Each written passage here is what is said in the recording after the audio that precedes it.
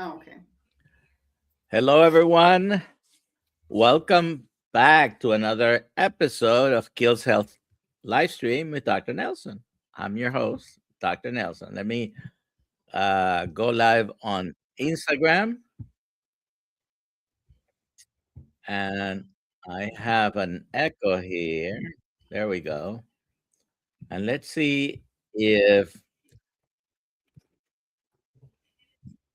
Rumble didn't go live and it doesn't. Oh, there we go. I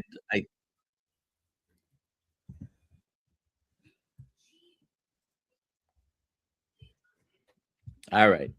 It'll be another day. Welcome, everyone. Uh, First, the disclaimer. I And didn't read it. What does it say? there we go. I had an echo. It's from another tab that I have open on YouTube. All right, that was gone. I am a doctor, but I'm not your doctor. All the information provided here is for educational and entertainment purposes only. Consult your healthcare provider for specific about advice about yourself. All right. But you're my doctor.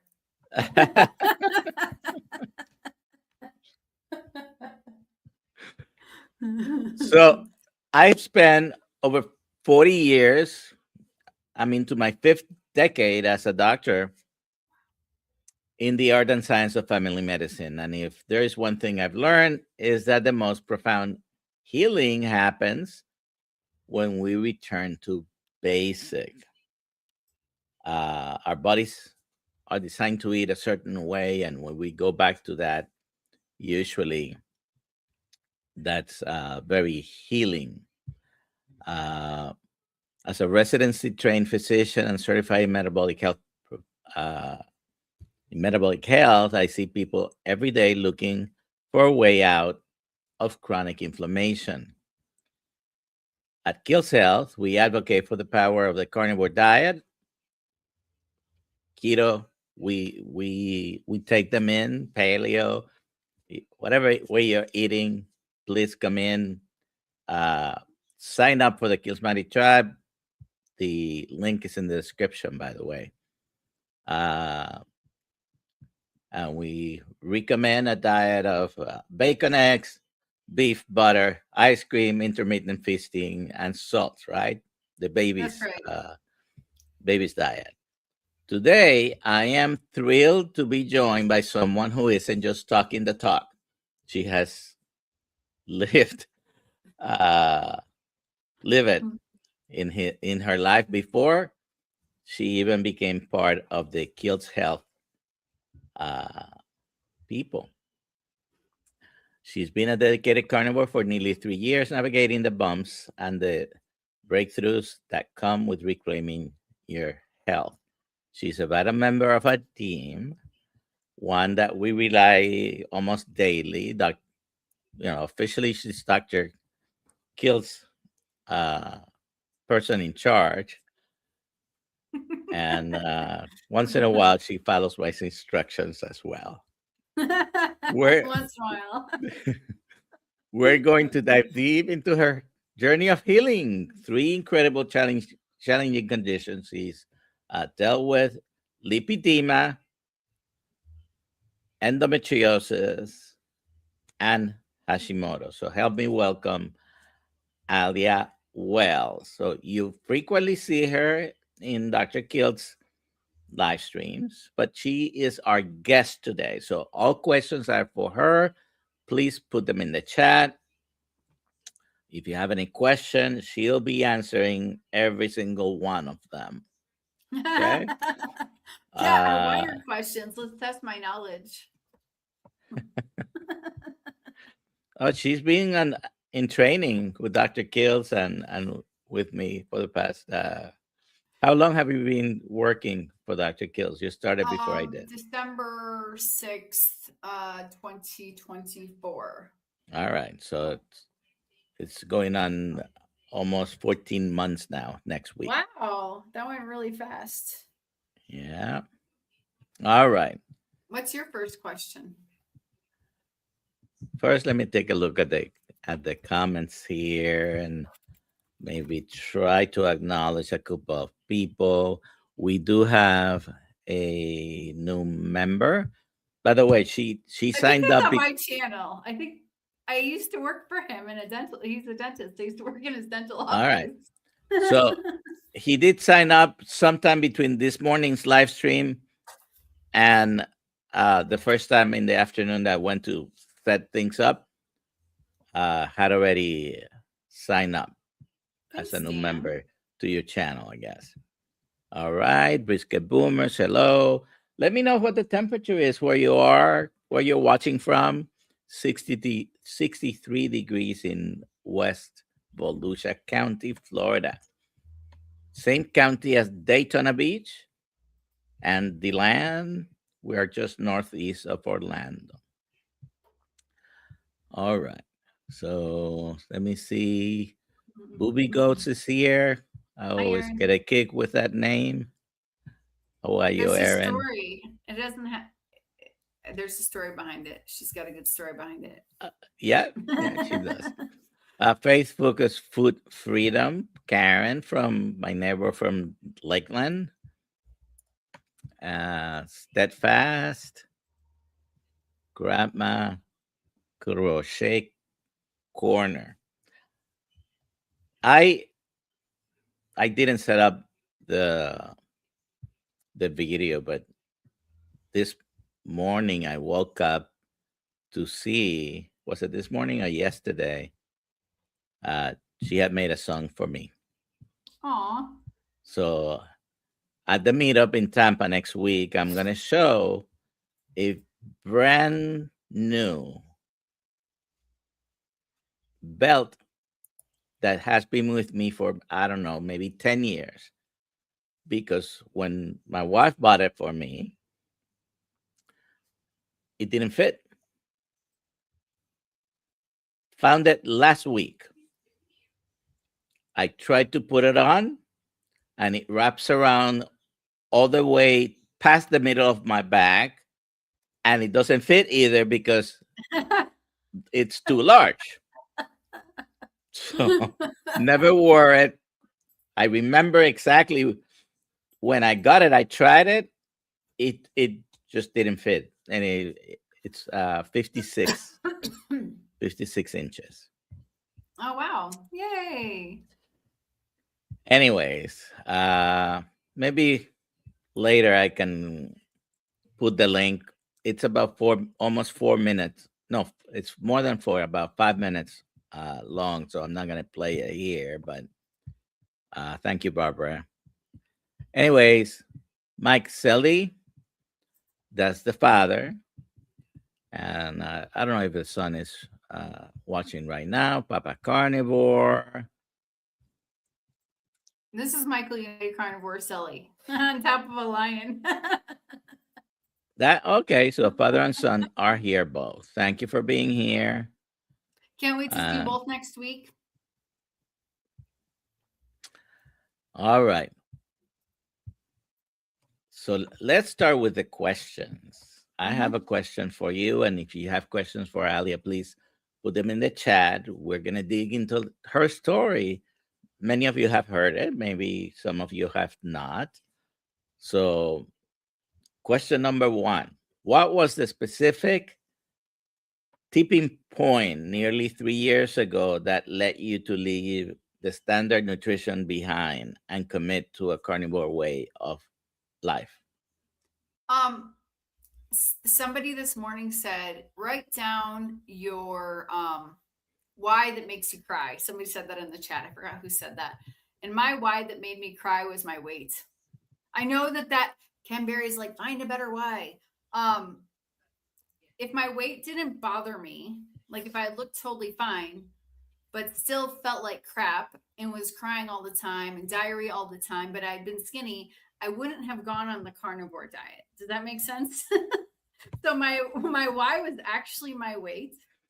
But along with the weight, and he's not here to tell you that obesity causes no disease. That's his opinion. But so But Yes, what because we got to get around to that. I haven't actually lost that much weight in 3 years. but what other symptoms did you have? So okay, good. I get the question now. So after my kids were born, my body was pretty much a train wreck. And I was having diarrhea all the time. I wasn't sleeping more and more, tons of insomnia. Nights I couldn't sleep, maybe 2-3 hours. And then on top of that, I was nursing my daughter for many years, and she would just wake me up in the middle of the night. So you can imagine you're nursing a baby. I nursed her for 3.5 years, and then you're not sleeping. Netflix is your best friend. And then you're working at 8 o'clock in the morning because you work from home. So you will go crazy. You will feel very bad. In addition, not sleeping. I was always upset, which was very very emotional, and that's not normal for me. Like completely not normal for me.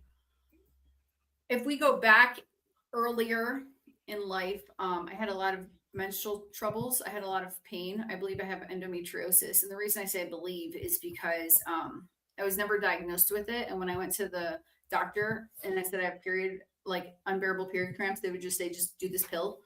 And it's normal. Oh, everyone said it's normal. It's normal. It's normal. So you think something is normal, it's extremely painful. So something is wrong with you. Like something that's debilitatingly painful, like you can't get off your office floor because you're in pain. And luckily you were an executive and you could lock the door so nobody would see you on the floor when you were meant to be working. You know what I mean? Because you can't leave. You have to be working. But these normal pains that I dealt with from the age of 14 to whenever carnivore, it got better after I had kids. But the point is that lots of pain. These are things that I dealt with. Lots of diarrhea, lots of IBS issues, not sleeping, very emotional. Things would make me cry that shouldn't make me cry. And always wondering why I couldn't be happy or why I couldn't feel happy, even though I would show it on the outside. And my husband's listening to me right now, so I don't know what conversations we're going to have after this. I don't know what. You never told me that. So, yeah.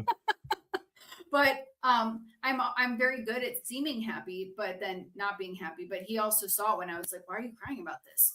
Sort of like, why is that upsetting to you? Anyways, these were the tipping point things, but really I was just trying to lose weight. So one more thing. I thought I was getting blood clots because I had pain in my legs all the time. And I thought like the end is near because I bruise easily. My legs hurt. We'll get to that. We'll get to that. So a bunch of things. It was only your weight. That was the only reason I started carnivore. So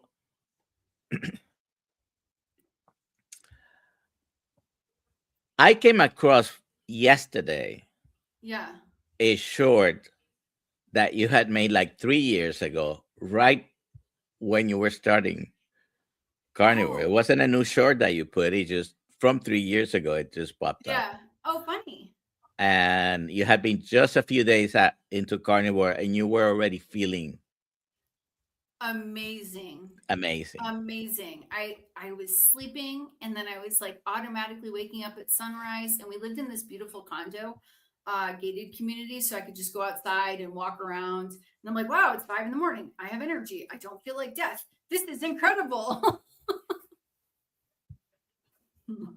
All right. So you mentioned the endometriosis and why you think you were not actually diagnosed by the physician with that. No. But you did have multiple symptoms from it, and it was most likely that because it can be very painful. Inflammation, carnivore diet took care of that. Yeah. And do you know, we don't need to get too personal, but you're still a menstruating female. Yep. And it's like crazy. I want to say, and I don't know how many younger women are watching this, maybe booby goats, but like terrible periods my whole life. 39 years old, my period gets normal, like clockwork every 28 days. Like that's weird. Like why is that happening at 39? So I know why. Now it's regular. Yeah.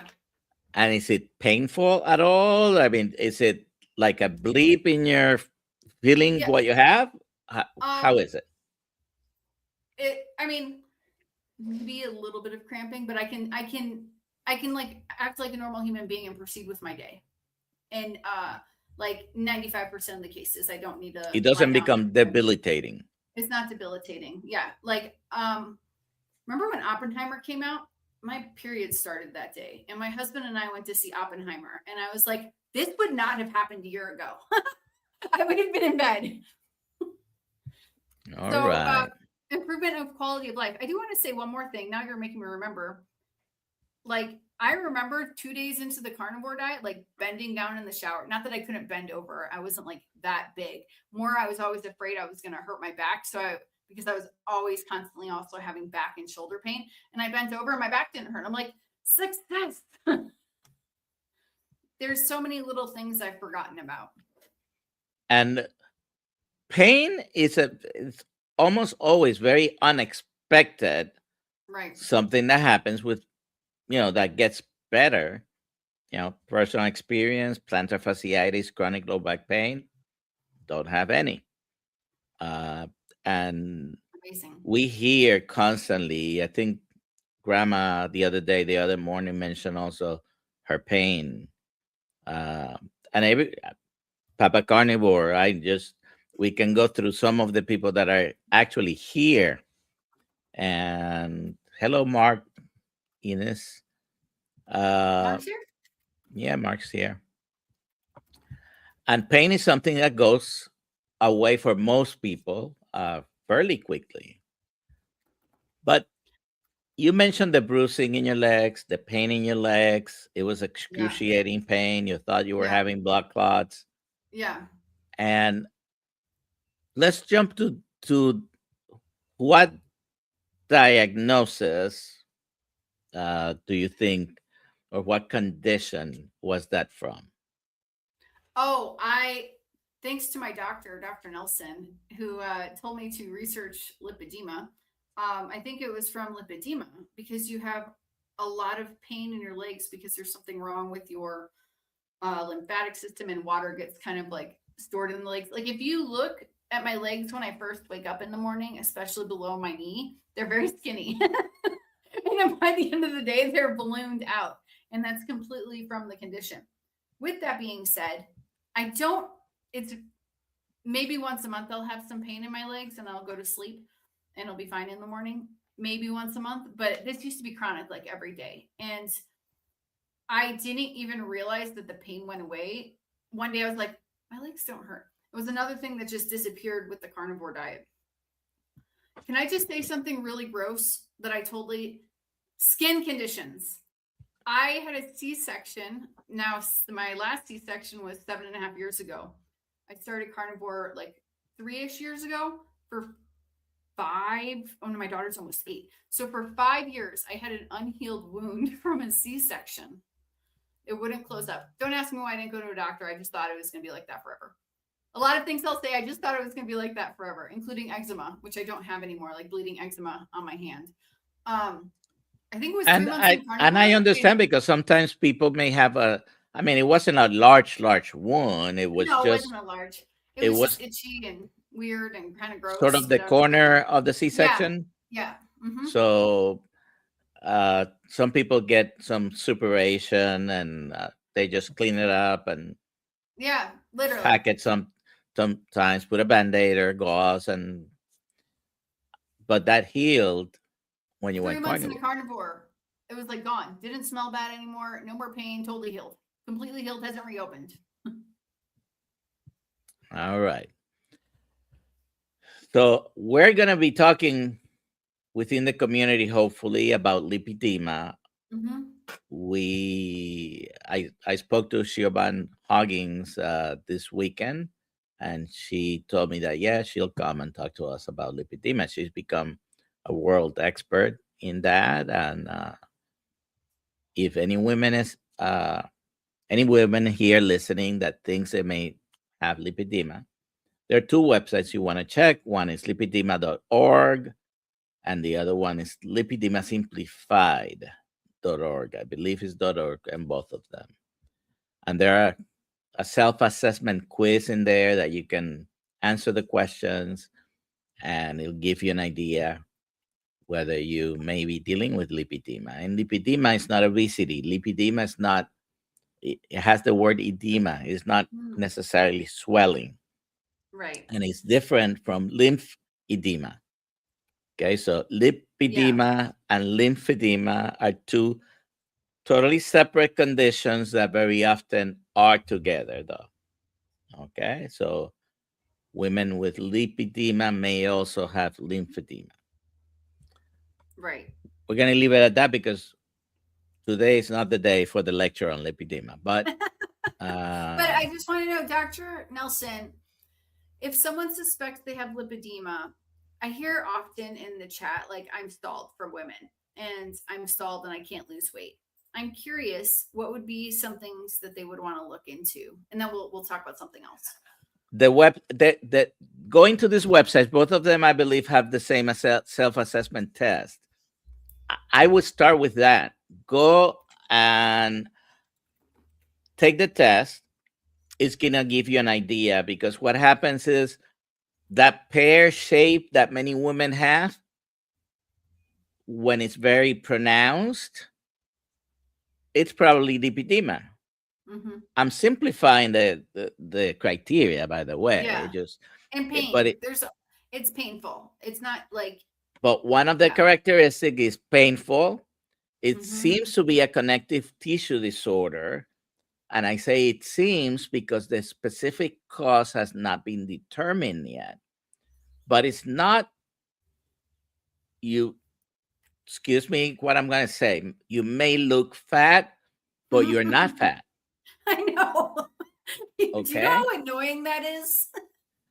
And, I do know that some people have made the comment about you. Well, you're eating this way. Why are you still fat? They've made it to me. About me? No, I actually. Oh, okay. They've made the comment about me. Oh, okay. But I know I've seen at least in one occasion someone who made a comment about you in one of the live streams. I don't know if you missed it, but I totally missed it. But I was gonna say, like, yeah, it's because of this and how hard you work at it, and then it looks like you have no progress. It's quite frustrating. Because other people that don't have this issue, they just lose all the weight. You know what I mean? But you may not have significant visceral fat or subcutaneous fat, especially in the upper extremity, and the lower extremity is disproportionately, it's not responding the way you want it to respond because you've worked hard at it. Yeah. And just understanding a little bit about the disease, I think it helps many women, because I found out about lipedema just about 2 to 3 years ago. Okay. So I had a patient I was seeing for chronic pain. Looking back, I'm 100% sure her chronic pain was from lipedema. She had all the characteristics, and I'm sorry, I missed it. Well, now you know. Wish I could remember her name, because Did you reach out to her? Yeah. So, and if you go to this website that I mentioned, lipedema.org and lipedema simplified, there are pictures there, and there are questions. If you think you're dealing with this, I'll tell you something that many women have and they don't realize it might be because of this. There is a cuffing phenomenon that happens. Your legs, in some phenotypes of lipedema, it stops at the knee. In some other stops at the ankles. But when it goes down to the ankles or the wrists, it stops. It never includes the foot or the hand. and it Right. looks like you had cuffs in there causing pressure, and so they call it a cuffing phenomenon. If you have that, maybe you didn't know what it was. uh that's Now, I do have a bunch of questions, and but Let's there are get to some of questions them. were questions from the audience, so I'm gonna go ahead and start going over Oh, those. oh, sorry, I clicked the button. I'm so used to clicking. You're the guest here today. All right. So Grandma Nina, 25. She's 60, 2 years high fat carnivore, LDL 231, HDL 69, triglycerides 73. Uh, I don't. I think that's a typo. that is a typo because I don't think HDLs can go into thousands because it says 7764. So please clarify if you can, Grandma Nina, what that number is. Small particles number of LDL, 321. If you give me an idea what the total particle numbers of LDL are, then I can know. As an example, unfortunately, my LDL particles was 1,000, about 600. My small LDL is too high. That was 2 years ago. I haven't looked at it. A1C 5.4, CAC score 50.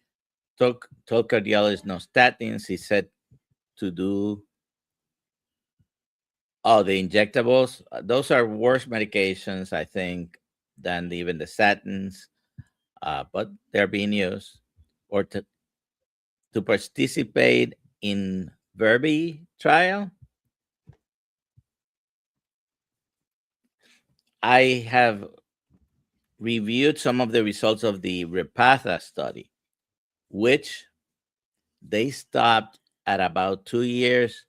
There was beginning to be a signal in the trials that Repatha decreased all-cause mortality, but they stopped it before that signal became statistically significant. Food for thought, right? Your triglycerides are great. You basically have a 1-to-1 HDL to triglycerides or triglyceride to HDL ratio. Uh, LDL, it is high. You're close to what it would be considered a lean mass hyperresponder. Not quite there, but very close. You're not my patient. You have a cardiologist. Follow his instructions if you think you should. And by the way, I'm 100% behind patient's choice. So LDLP is almost 2,500, and the smalls, that's a very good ratio. Anything under 25% of the small LDLP to the total LDLP, it probably means you probably have pattern A there, but see if you've seen the labs pattern A or pattern B. Okay. All right. So let's go to the next question. Oh, okay. This is a good question. Thank you, Karen. How did you get started working with Dr. Kiltz? I twisted his arm until he hired me. January 2020. Wait, are we in 2020? What year are we in? January 2024. I did a live stream with Dr. Kiltz, and I said, one day I'm going to work for this man. And I didn't say, and the job I wanted, he already had somebody for. So I didn't say anything to him at that moment because that would be rude. And then later that year, my husband and I were talking because I wanted to change my career path, but I had no idea what I would do. And then 3 days later, Dr. Kiltz posted on Instagram that he was hiring the job I wanted. So I reached out and yeah, and texted him and called him and texted him some more. And then we talked, and that's how it happened. All right. What's your official position, by the way? My official position is Kiltz Health Engagement Lead, meaning I lead engagement. That's why I'm so engaged, because I'm so engaging. So this question is about your next engagement next week. Oh, yeah, exactly. Will Alia be at the meetup next week? Dr. Nelson, do you want to answer that question? Now, yes, she is.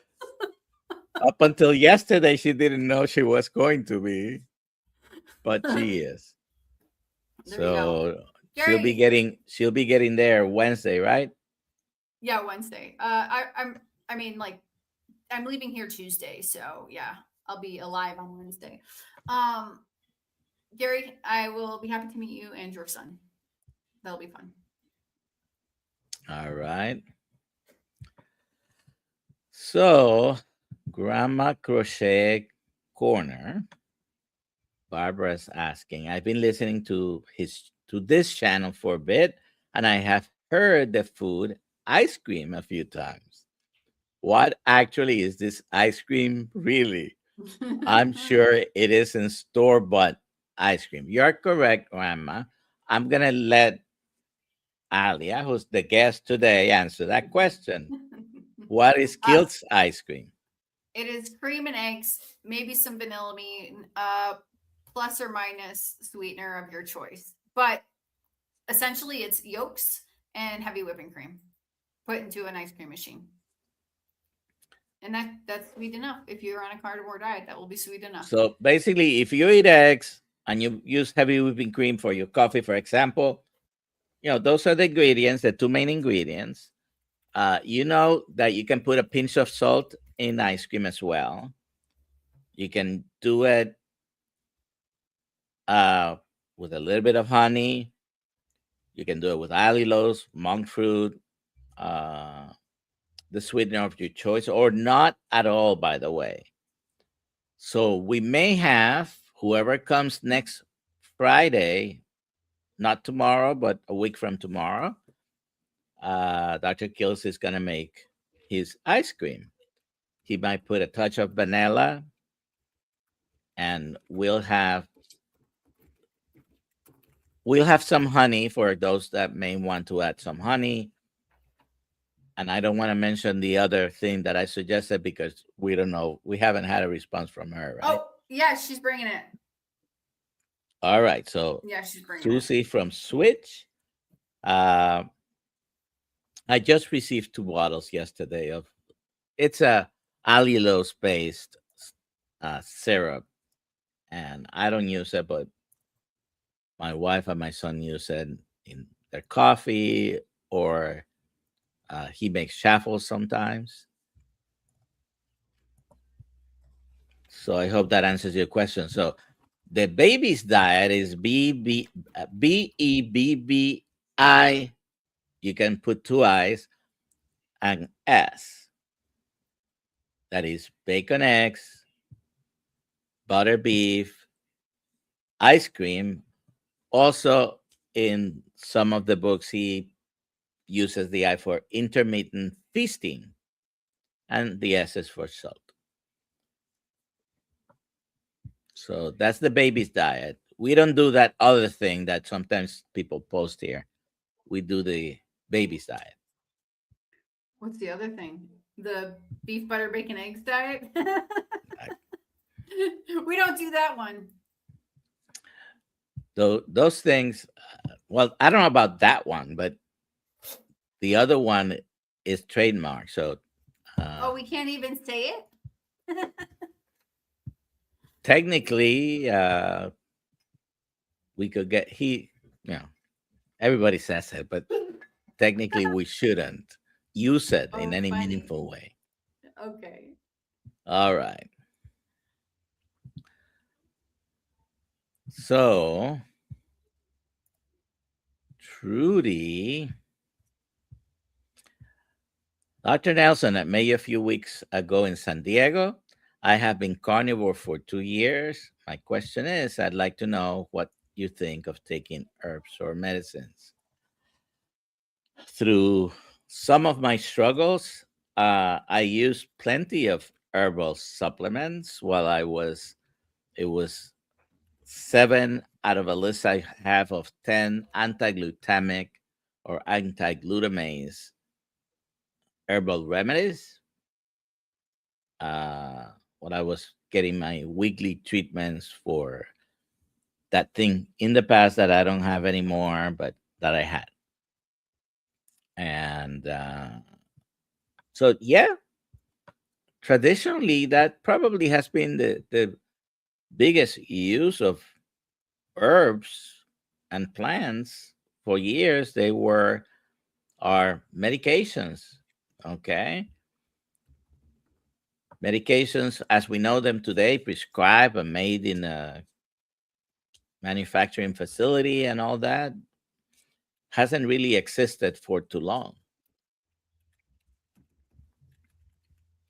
Maybe 150. I think aspirin is as we know it today, is 150 years or something like that. Before, you had to use the bark of the willow tree. Well, guess what that has? Oh, Aspirin. wow. Interesting. Yeah. All right. So at the moment, we're out of questions. Hello, Mitch. For some reason, I saw something the other day and I thought you had changed your channel's name. It did have OGC, what I saw. Oh, yeah, I remember that. Maybe he changed it back. Maybe YouTube is being slow on changing it everywhere. I don't know. All right. Question about lipedema. Sure. And we haven't talked about the Hashimoto's. We'll talk in a minute about that. Yep. But lipedema fat is often described as resistant to diet or exercise. How did your body composition change once you prioritized animal fats and proteins? Remarkably, because with lipedema, I was obese before. And so kind of like the obesity is gone, but the lipedema is still there. So I don't look so round. I look more shapely. But I think a lot of that was water. And holding on to that water, you will look really puffy. And so getting rid of that, it's also easier to move when you're not having all these toxic water or liquid in your body. Yeah, I think that's my answer to the question. Have you found, whether it's the lipedema or endometriosis or the Hashimoto's, have you found that there may be some foods, even carnivore foods, that actually trigger a little flare up or something like that? Dairy, cheese, heavy whipping cream, that'll flare that up. Okay. I'm fine with meat and eggs, but I love those things. But you can tell if you look at pictures on Instagram of me at Hack Your Health, I was down in the cheese those days, and you can tell that my face was like very swollen. That is 100% from cheese and dairy. So I know it. And I think I can do like a little bit of kefir, but I got to stay away from everything else. Did it affect in any way your mobility? Yeah, I can tell mobility. So sometimes I'll get some aches and pains, but I don't think it's from that. That's if I actually just treat. So you've noticed that some foods, like you said. So any like carbohydrates. Any carbohydrates will get me inflamed. Here's the list of non-carnivore foods I can eat that will not eventually trigger something. Avocado, olives, pickles. That's the extent. I know if I eat too much onion, because my kids like onions in their beef, I'll have gut issues. If I eat vegetables make me feel worse than McDonald's. I can go eat McDonald's and just gain weight. I eat vegetables, and in 3 days I'll be in bed. and not able to move. Yeah. Don't eat McDonald's. Don't eat McDonald's. What advice do you have for women who feel like their body is working against them despite doing everything right? Everything right that the typical out there advice gives you, right? Like they're on carnivore.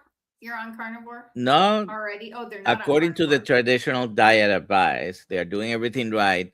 What will be your advice Oh, okay. to My them? advice would be to research the people that talk about a carnivore diet, like Dr. Kiltz, Anthony Chafee, Ken Berry. Ken Berry is actually the reason I started carnivore, but I got to back up. I watched a video from Eric Berg interviewing a carnivore from like a couple of years ago, and that's actually what got me interested in carnivore. But research really what that is, um, and see if there's a possibility that that's something that you could get yourself onto. Meaning, slowly but surely get rid of the things that are not carnivore and see how you feel along the way, starting with getting rid of grains and seed oils and then progressing over, because you're going to notice at each step that you feel a little bit better, and that maybe you'll realize all the food and all the propaganda out there is garbage and there is a proper way to eat. I don't know if everyone needs to do the carnivore diet, but I think everyone should try it out. All right. Well, you mentioned Dr. Berry, and he talks about a spectrum, right? I agree with that. Yeah. There are some people that, if they're sicker, might need to do a more strict version.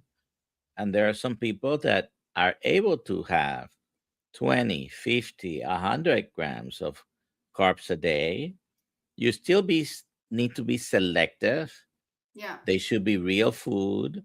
Right. Okay. And if it doesn't affect you, all the more power to it.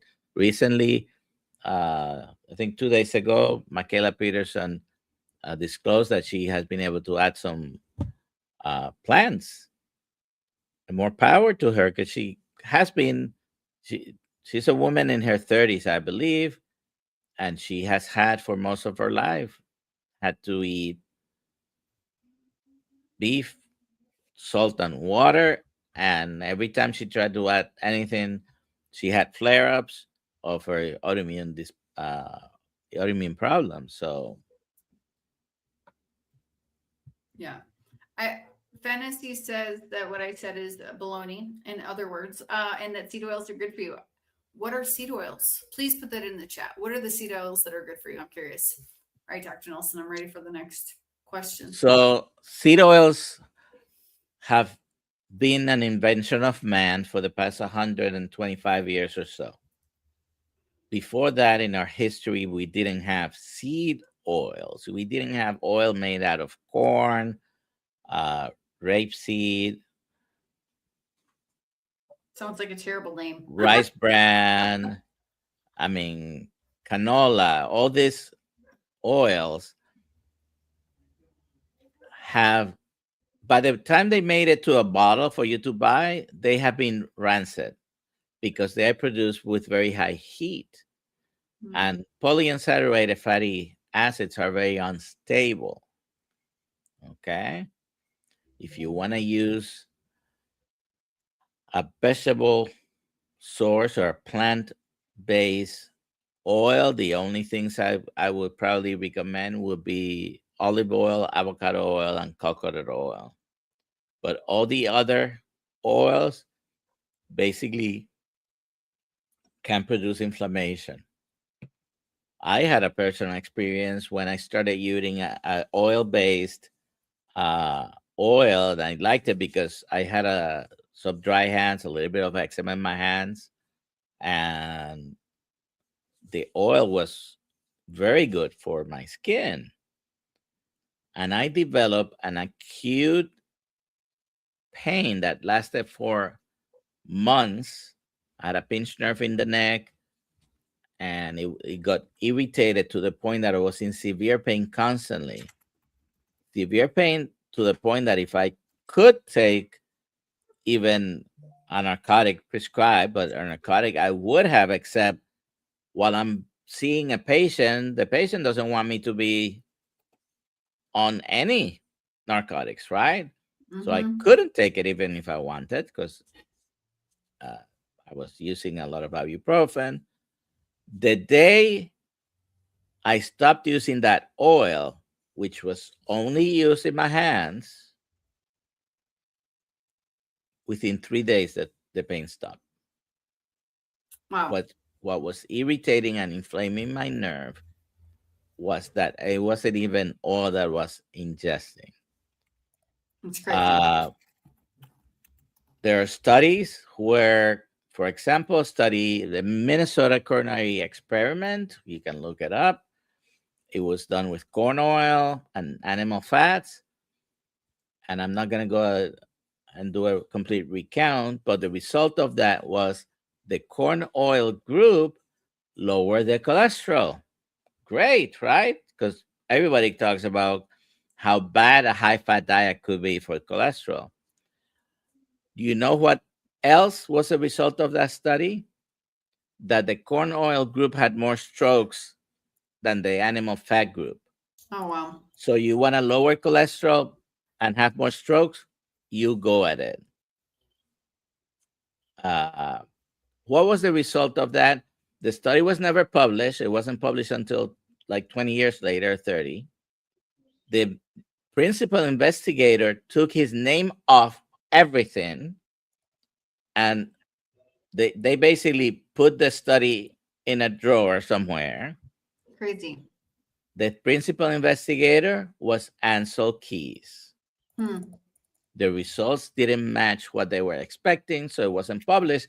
And this happens all the time. So not a lot of studies are not published because if it doesn't give you the result you're looking for and you don't agree with that, you might decide not to publish it. So if you think seed oils are good for you, go ahead and use them. I wouldn't use it even as a motor oil in my car, or maybe I would because they are good motor oil. Canola oil was a machinery lubricant, and most of these seed oils started as machinery lubricants. Okay, before we even had a bunch of cars. World War I, you you had tanks, you had machines, and you used canola oil for it. Okay. If you think a motor oil is good for your health, go ahead and do it. But I'm open to suggestions. If you prove to me that seed oils are good for you, I may listen to it. Good for hinges and the doors. All right.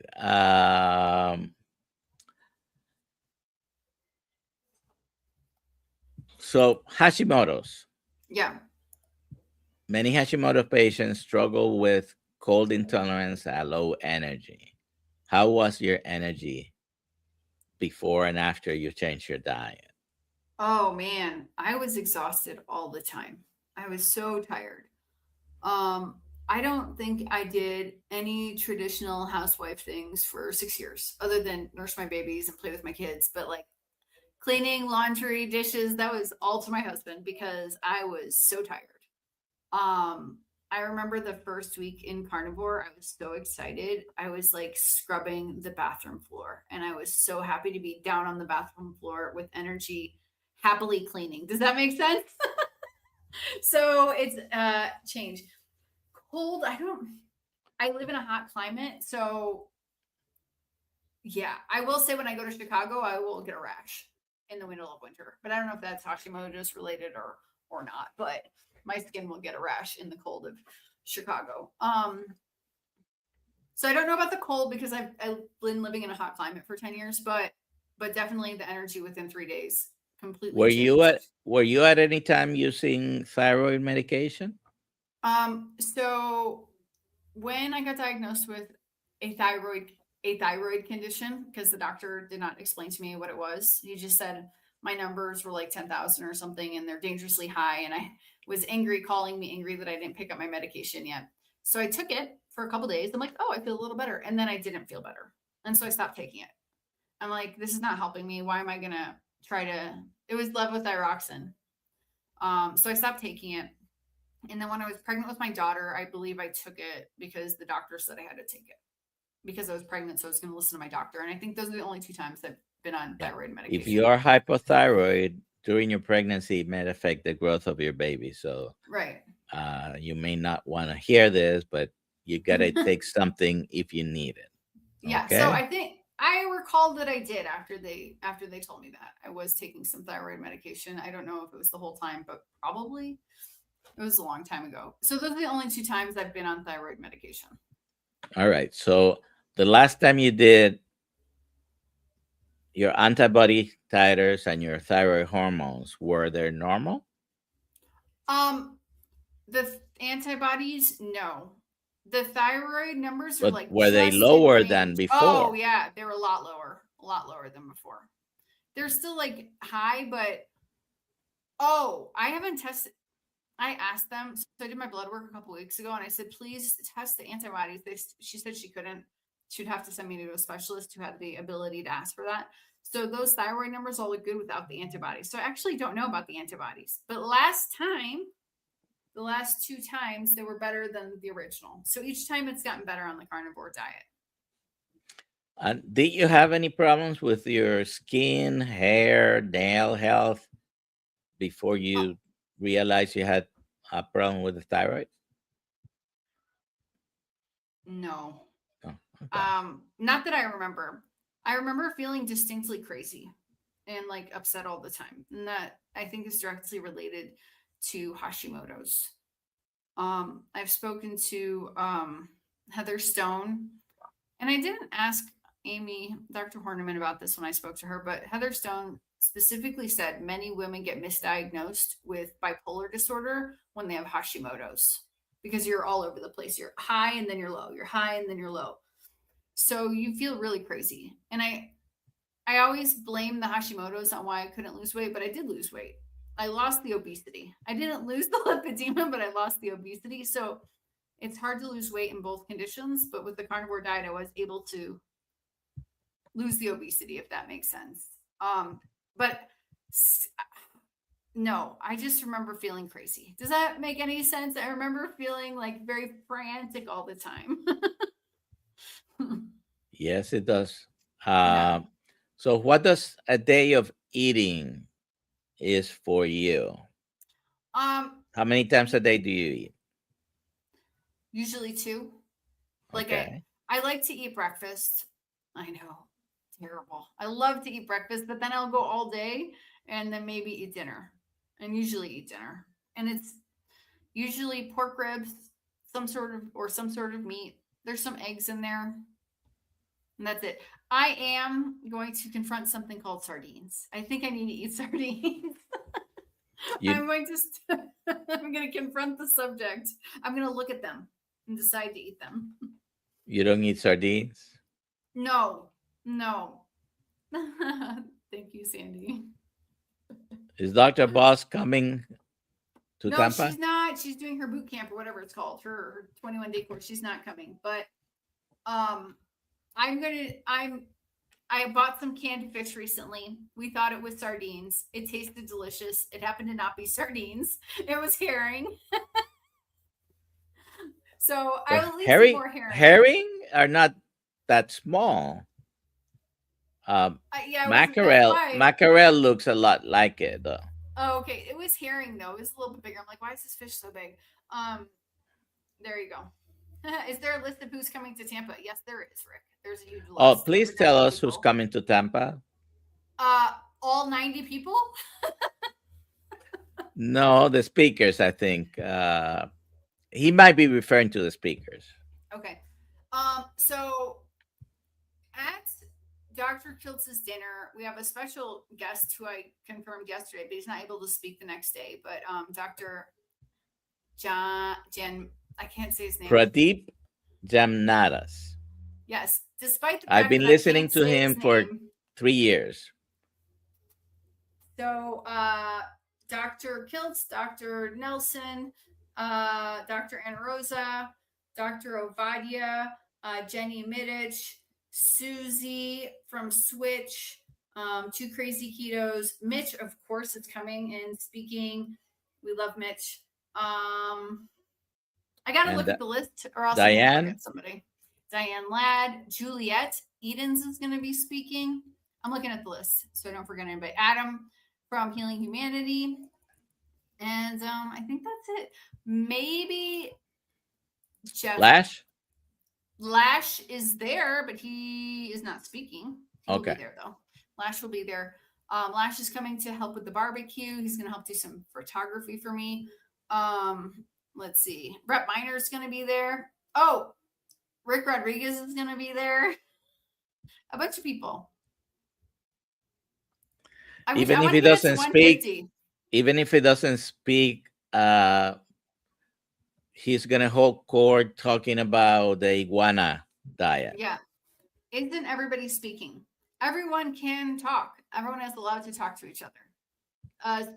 Speakers is a different issue. Because with 90 people, we've only got so many hours to talk. All right. One last question, then we have to wrap up. Karen asks, faith-focused food freedom. Was your husband understanding of the condition causing you to be tired? No, absolutely not. 100% no. We have talked many times. We don't know how we stayed married. But luckily we did. We survived and persevered. So it must have been more good there than not. But no, it was very rough for us, for both of us, for many years because of, like, you marry somebody and then they have children and then they're a completely different, insane person. And they don't know why they're that way. And all of a sudden you feel normal again and you figured it out because you're like undernourished. You've destroyed your body from the foods you've been eating, and then your body ripped whatever resources you had that was decent out of you to make 2 human babies. And then you feel like a nut job afterwards. So no, carnivore diet, I'm not going to say carnivore diet resolved our marriage, but it helped me to become sane so that we could have communication again and like really build our marriage stably. Very important. Yeah. All right. Let me see if we have any question. I used to have a lot of different aches and pains as well. Those are gone now. And this is Eat Healthy Fats in Instagram. And if I recognize the picture, it's Leon. Yeah, it's Leon. Eat Healthy Fats. So those comments don't show up in a StreamYard. And I'm going to have to figure out how to get the Rumble to work. Anyways. I haven't figured out. I gave up on Rumble. Where can people find you besides being in Dr. Kiltz live streams? Alia at drkiltz.com or Alia Jasmine Happy Healthy at gmail.com, but I don't see that email enough. So all right. Yeah. And do you have a YouTube channel? I do have a YouTube channel, but I don't really post to it. And I might might not talk about carnivore ever again on my channel and do something completely different. I'm not sure. Because I talk about carnivore every day. All righty. Well, you also stream Dr. Kiltz content. So you can go to Alia Wells on YouTube, just her name, and subscribe. That'd be great. Bye, Mitch. All righty. So we're going to go. On Tuesday, I tried to end before the 60 minutes. And for some reason, when it ended, it said it was over an hour. Oh, funny. Anyways, so we're going to leave now. At 5:30, we have a Zoom call. And tomorrow morning, 6 a.m., our morning live stream. Bye. Have a good day.